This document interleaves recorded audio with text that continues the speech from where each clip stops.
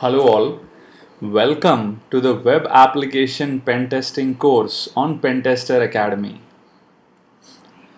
In this video, we will look at a set cookie demo using HTTPCookie.py. Now, what are we really going to do in this video?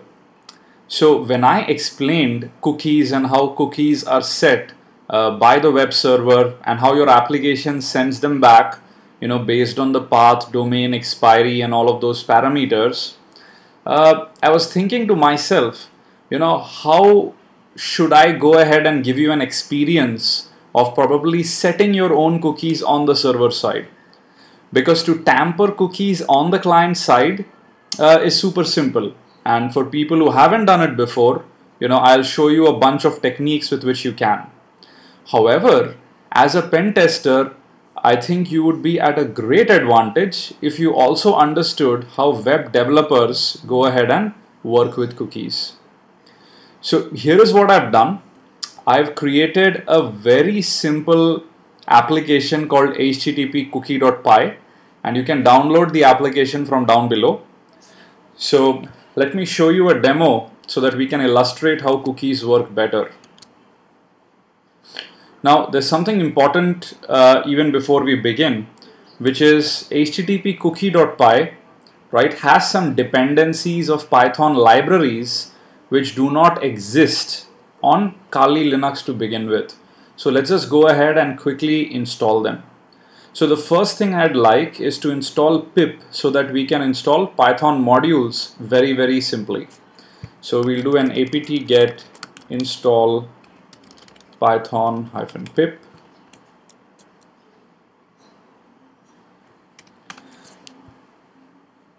Now think of pip and a variation you may have heard of, easy install, as a program with which you can go ahead and then install Python modules on your system very, very easily, right? It's like an apt-get but for Python mods. So after pip has been installed, then we can go ahead and install the module dependencies which we have. So while you install pip, you also have setup tools for Python which also get installed. It's going to take just a second. Okay. Now let me type in pip install webob.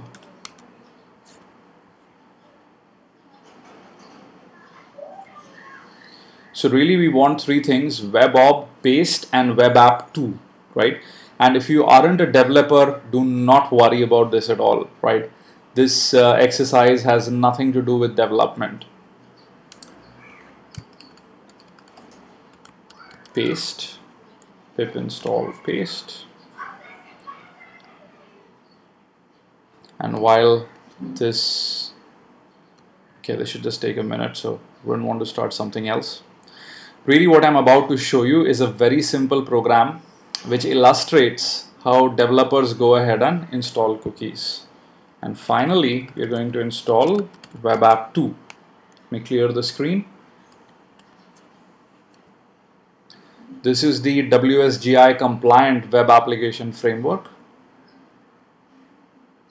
And if you've taken my Python class or are going through the Python videos on Pentester Academy, you may find this exercise even more interesting. So let's open up HTTPCookie.py.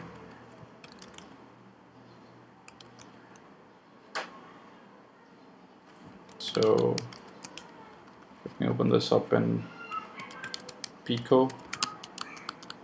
Oops.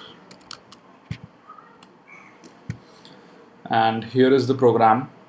Now you guys can install and you guys can open this in Pico and follow through. I'm going to use Vim, and for people who know how to use Vim, I think Kali doesn't come with Vim, so you need to do an apt-get install Vim. And for people who've never used Vim, probably you can continue to use Pico. I mean, Vim is a slightly more powerful editor, honestly a lot more, but I mean there is no mandatory requirement to use it. Okay, so what does this program really do? Well, it goes ahead and listens on port 8080 right, on all available interfaces, and then it serves a very simple web application, and all that web app does is displays all the HTTP headers it receives from the client and goes ahead and sets two cookies if you hit the root page, and the first cookie is called root_session_ID, and we create a really long random number of size 128 bits. The max age is set to 1200 and the path is set to the root directory. Then we set another cookie called blog_session_ID, again long and random. Max age is set to 1800 seconds and path is /blog, right? And after that we have some simple handlers which really, if you aren't a developer, you didn't need to worry about. So here is what happens. Let me now go into the demo. Remember to do a chmod a+x HTTP cookie so that we can make it executable and you can run it. Right? If you're running this on Kali, you should have no problem after the dependency resolution. If you plan to run this anywhere else, please ensure that you handle the dependencies appropriately. So let me open up Iceweasel.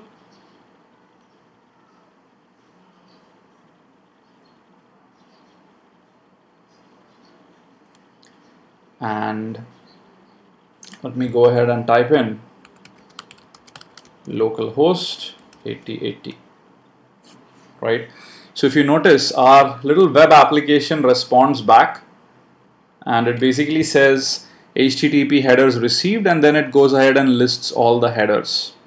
Now the first time this application visits our the first time the browser visits our website at localhost 8080, of course it does not have any cookies, and that's really the time when we set the cookie. Now if you remember, we've set two cookies. One is the root session ID and the other is for the blog. So if we go ahead and hit this URL again, you would notice that the root session ID cookie is now sent by the browser back to us, right? Why is the blog one not sent? Simply because the blog cookie was set with a path /blog. So only when we are inside that path or anything below that, we would go ahead and be able to see that cookie. So as an example, when I go in here and say /blog, you would now find I have the blog session ID as well as the root session ID both sent to me, right? And the moment I change this to something else, right, like for example blogging, you would notice that I just received the root session ID which has path /, right? Or alternately, I can go to forum and again I just received the root session ID. So right now this application just responds to /blog, /blogging and /forum. If you try anything else, it's just going to give you a 404, right? So why is this interesting? It's simply interesting because A, this demystifies the role of path when you set a cookie. And the second thing is, if you're feeling a bit more adventurous, you could actually kind of go in and make small modifications in here. So as an example, you could go ahead and modify this to have like, you know, some other name, let's say session ID, run the program again. And let's go back to root again. Now, of course, the first time you now visit it again, it would only send you back the root session ID. But the next time you now visit it, it's going to send you back the older root session ID as well as the newer cookie, which is the session_ID, right? The reason you still got sent the root_session_ID is because you have not explicitly told the browser to delete it, right? So, you know, I would highly recommend, if you get time to learn a bit of Python, then you can figure out how to delete these cookies and all of that as well. And really this video, in my opinion, was to give you a taste of how all of this is programmed on the server side, right? Fantastic. Let's come back in here. So I've talked about the installations you require. I've looked at the cookie, the blog, the forum, and I think that brings us to the end of this video. I would really appreciate, guys, that if you like Pentester Academy, please do recommend to your friends and colleagues. We are really working hard to ensure that Pentester Academy can give you the best quality training I physically can produce with whatever knowledge I may have, and we really hope that this will be valuable for the whole information security community, right? Feel free to tweet to us on SecurityTube or connect with us on Facebook, and we are always happy to hear from you, right? So that's all for this video. Thank you.